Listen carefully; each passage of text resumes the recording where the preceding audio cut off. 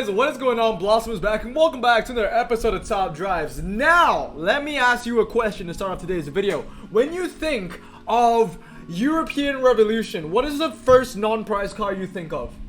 Alright, you have an answer? Comment that down below if you want. Second one, when you think about JPT, what is the first non-prize car you think of? Let me know down in the comments below as well. What I'm trying to say is, you know how like maybe you and your best friend lives in different cities, and in my case that is true, and like your best friend comes over to visit and he's just like, oh, I don't know what to see over here, and like there are always like, you know, 2 or 3 options that always come into your mind, like maybe like a restaurant. Like if someone asks, oh, is there any good Italian restaurants around here, and there might be like 20 Italian restaurants in your area, but you always think of 2 or 3 because those are the best and most memorable ones to you. That's exactly what we're gonna do today. I want to be telling you what I think are the most influential, the most memorable, and maybe even some of the best cars for each update, starting from American Dream all the way to World Expedition or World Expo. World Expo, yeah, World Expedition, you know what I mean. So basically the rules for this video is as such. For every update, I'm going to be naming you what I think are the 4 most influential cars. Now, this doesn't necessarily mean like this doesn't necessarily mean like these are the best 4 cars, but these are the first 4 cars that I think of, that my brain defaults to when I think of a certain update. So we're going to start of American Dream, and the first 4 cars that I always think about, number 1 is the Charger SRT Hellcat, because I love this car. That's the first part, but the second part is because of how damn useful it is, right? Low 0 to 60, high top speed. I'm a saloon collector, I'm a Dodge collector, I'm an American collector. This is like the perfect car for me. But this is a car that everybody needs in their garage, and until this day it is still a Blossom choice. So that's the first one. The second one that comes to my mind is Hollywood. Now this one, like I said, like at the start of the video, this doesn't necessarily mean that the top 4 cars that I think of are the absolute best in the entire rarity, because I think that you can get more value out of your Cadillac ATS-V than a Viper ACR. That being said though, I still think about my ACR more than I think about the Cadillac ATS-V, as good as the ATS-V is. Why? That's because, you know, Hollywood. This is my favorite non-prize legendary, and it will be that way forever. It is absolutely fantastic. The 69 Charger will never be legendary, unfortunately, so yeah, that is going to be my favorite legendary ever. So those are the first 2, and then the other one that I always think about is the homeboy, the Cadillac ELR. When I think about American Dream, I always think about the Cadillac ELR. The Cadillac ELR is just absolutely incredible. It's kind of like a David and Goliath kind of situation. Such a cheap RQ to use, such a small little cute car, which isn't actually light at all. It's very heavy, mainly because of the battery and it's electric and all that, but like handles so damn well, standard tires. It is fantastic. And the last American Dream car that I think of is the Chevrolet Murray, kind of like the higher RQ version of the Cadillac ELR, as in it's a very cheap car to use in its rarity, but you get so much damn value out of it. This is a car that I've used so many times, where when I think about American Dream, I always think about the Chevrolet Murray. So those are the 4 that I think of. Let me know down in the comments below, what are the first 4 cars that you tend to think about when it comes to American Dream. Now, let's move on to French Renaissance. Now, the first car that I always think about, I think the best car in the entire update, non-prize cars, would be the Citroen DS Numero 9. It is one of the best standard tire cars in the entire game, and it has been since its introduction until today. Amazing handling, 4-wheel drive, medium ground clearance, as well as standard tires. Now, another car that I think of all the way down on the spectrum is going to be the Renault Twizy F1. Was an amazing, absolutely fantastic, jaw-dropping uncommon, and it is still a fantastic rare to use because it is a bargain to use. RQ30, it's alright. It's a very lightweight car, it handles very well, and it has a low 0 to 60. In fact, it actually doesn't handle very well. It's just that it handles very well because it has not horrible handling, and paired with that super lightweight and the fact that the car is super nimble. Now, the other 2 cars that I think of when it comes to French Renaissance is the Citroen C2 R2. This car is a car that I like to use a lot. It is one of my most used super rare RQ bargain savers, if you want to call it that. 94 handling, a very lightweight car, coming under a ton when you get to max it out. Very strong, very versatile. I like to use it in anything that has turns. Even on a fast circuit, it's not that bad. And the last car that I think about when it comes to French Renaissance is the Renault Desert. rare. A lot of controversy around this car, obviously, because it used to be a super overpowered super rare, and honestly, back when this car was a super rare, it could have never gone unnoticed. Like, this car was ridiculous. Kind of like how the Pescarolo, before it got nerfed, could never go unnoticed for ER. The Desire is the same thing over here, and obviously it went up to ultra rare. It's still a fantastic ultra rare, very lightweight car that handles very, very well. Alright, so now let's move on to the next update. Let me know what are the first 4 cars you think of German Renaissance. Now, German Renaissance is an interesting one because German Renaissance is probably the most forgettable out of every single update. I gotta be completely honest with you, German Renaissance, the cars really genuinely suck.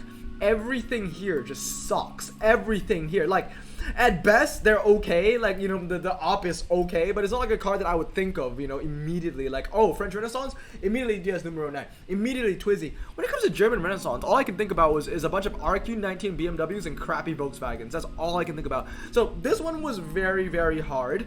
One of the easier ones, I would say, would be the M5 Competition. This is one of the best saloons in the entire game. That's a non-prize car. So when I think of German Renaissance, I think of this. Now, this used to be a lot better than it is now because it used to be medium ground clearance, but it still handles well, 4-wheel drive, paired with a high top speed and a low 0 to 60 to boot. So it's a strong car, but definitely, like, it's not like jaw-dropping amazing. But other cars that I can think about, M3 CS, obviously the value of this car has dropped a little bit now that the Stelvio Quadrifoglio is an epic as well, competing with the M3 CS, but it's still a somewhat decent car. And I think about the M3 CS still, you know, fairly recently. It's kind of like the twisty version of the Charger. But here's the thing, right?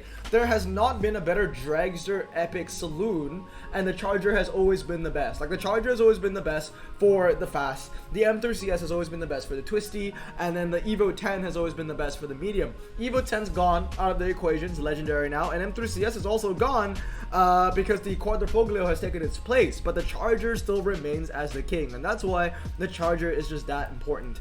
The other 2 cars I think about when it comes to German Renaissance would be the BMW 520D, 4-wheel drive, decent handling, center tires, medium ground clearance, as well as the roof BTR. Now, this car, if you're a newer player and you join doing PL15, this isn't going to be a memorable car that you would think about in German Renaissance anymore, because there are better ultra rare dragsters out there now. But this car was meta for so long, and so when it comes to German Renaissance, and since I was around when it was meta for so long, it's still a car that I still think about. One of the first cars I think about when it comes to German Renaissance. Okay, let's move on to Italian Renaissance. Now, Italian Renaissance, I can tell you straight off the bat, the first 2 cars that anybody thinks of, I can read your mind. I can read your mind. I know exactly what are the 2 cars that you're thinking of for Italian Renaissance, because I'm thinking of the 2 same damn cars. Italian Renaissance is known for the Delta Integrales. Both of them. Like, these 2 are insane. They handle relatively well. Used to be really well, but now there are cars that handle better. They have low 0 to 60s and decent MRA, medium ground clearance, 4-wheel drive, and off-road tires. When it comes to Italian Renaissance, these are the 2 cars that I always think about. I remember when these 2 were first introduced into the game, 4-wheel drive off-road tires was so scarce. Like, literally, like, you could only attain them before Italian Renaissance as prize cars. Everything else that was 4-wheel drive off-road was a prize car. But now with the Deltas, when they were introduced in Italian Renaissance, it was kind of like, wow, now the regular player can actually have a chance at unpacking the 4-wheel drive off-road niche, which is one of the best in the entire game and for the off-road meta. So I remember there was a lot of hype between the Lancias. Those cars are still fantastic. When I think of Italian Renaissance, I always think of them. I also think of the Alfa Romeo Stelvio Quadrifoglio, because it has always been like the pinnacle of SUVs when it came to, you know, obtainable cars in top drives, non-prize cars, right? So the Alfa Romeo Stelvio Quadrifoglio only recently got its crown removed with World Expo, because of the new Porsche Cayennes and whatnot. But still, very, very, very strong car. And the last car that I think about, this one's a relatively new one. It's the Maserati Bora. Now, why I say this is relatively new is because the Maserati Bora used to be a super rare, and you could tell that I'm still not used to it because I couldn't even find it. The Maserati Bora. Now, why do I think about this so much now is because before the Maserati Bora, one of the Italian Renaissance cars that I always thought about was the Ghibli SS. And the Ghibli SS is still a ridiculously strong car. car, but it has been replaced with the Bora. The Bora is just slightly better because it has incredible MRA, and a slightly higher top speed. Like it's in the decimals. Like I know they're both 174, but the Bora beats the Ghibli on the test pool. The Ghibli is still very, very, very strong. Don't get me wrong, but the Bora is like the car that I think of now, because when it comes to rare dragsters, and now that the 69 Charger isn't rare anymore, the first two cars I think of is the Bora and the Pontiac Firebird. The Pontiac Firebird is a prize car, so I'm not counting it for this video.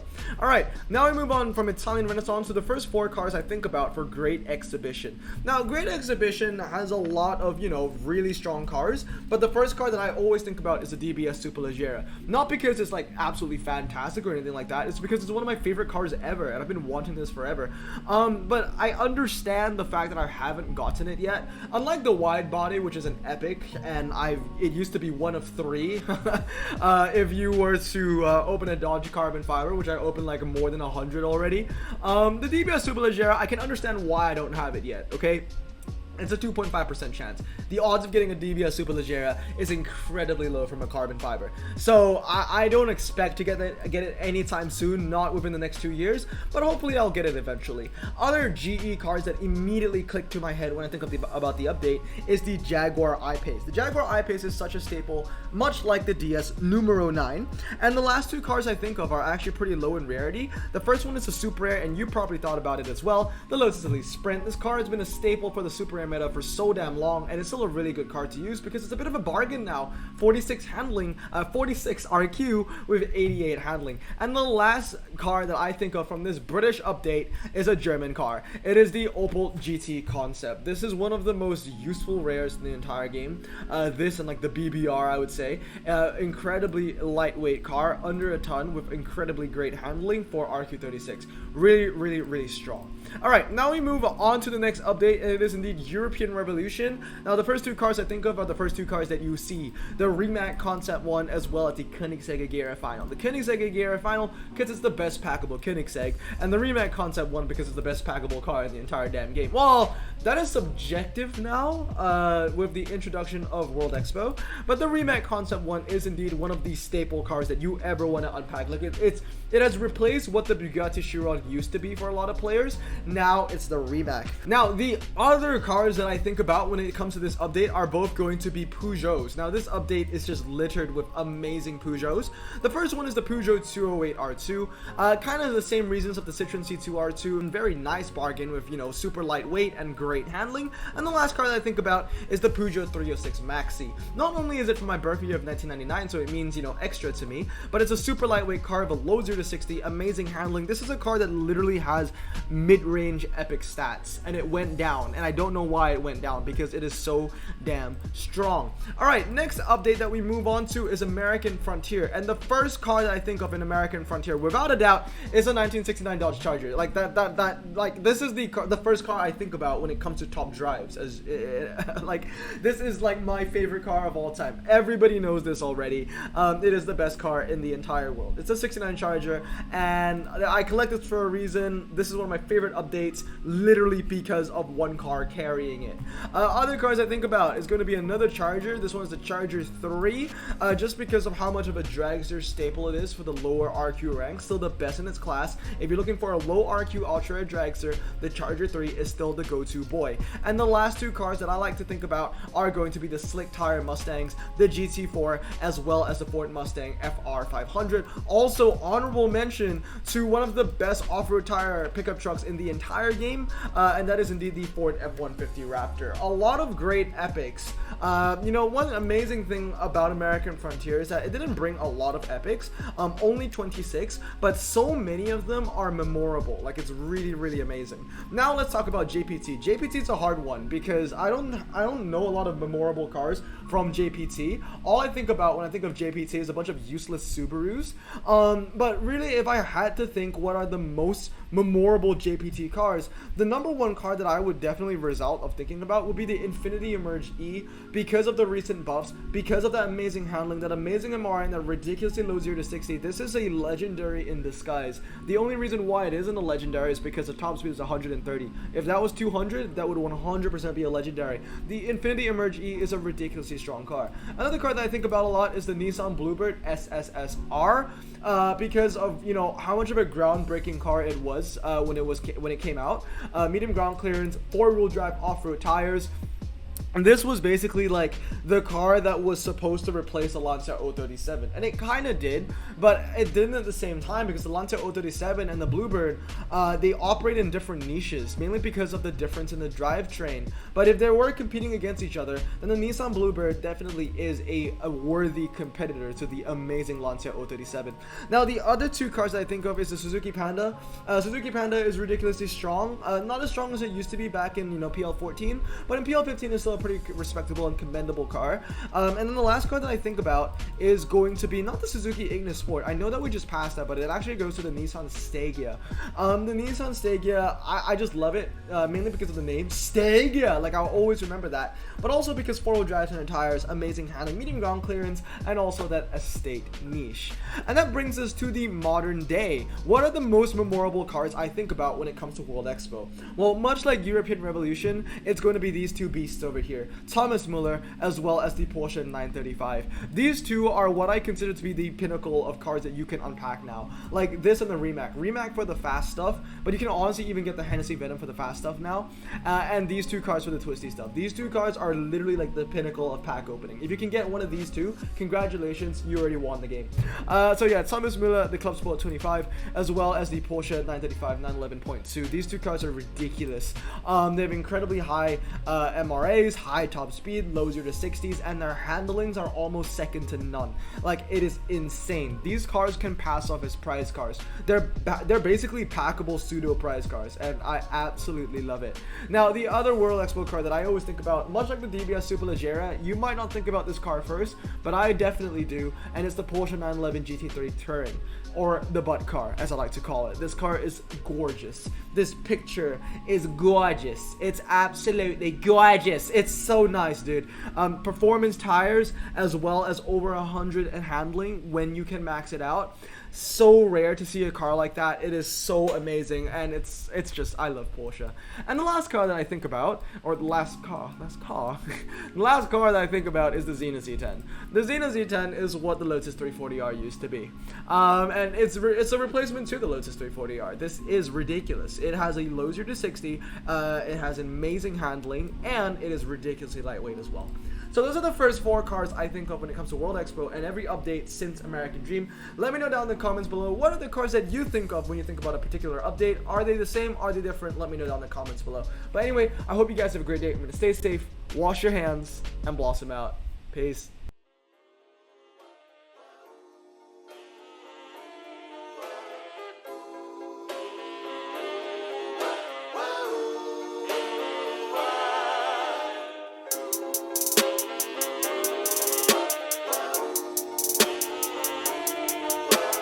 Bro, this song just makes me so happy. Me too. Imagine being Asian in the 50s, looking nifty, leather jacket, looking sleek, look like Presley, look so deadly, got a jukebox back at home, feeling jazzy, turn it on and play it slow, like the movies with the ladies. They so fine. Imagine being Asian in the 50s, looking nifty, leather jacket, looking sleek, look like Presley, look so deadly, got a jukebox back at home, feeling jazzy, turn it on and play it slow, like the movies with the ladies. They so fine. Sit back,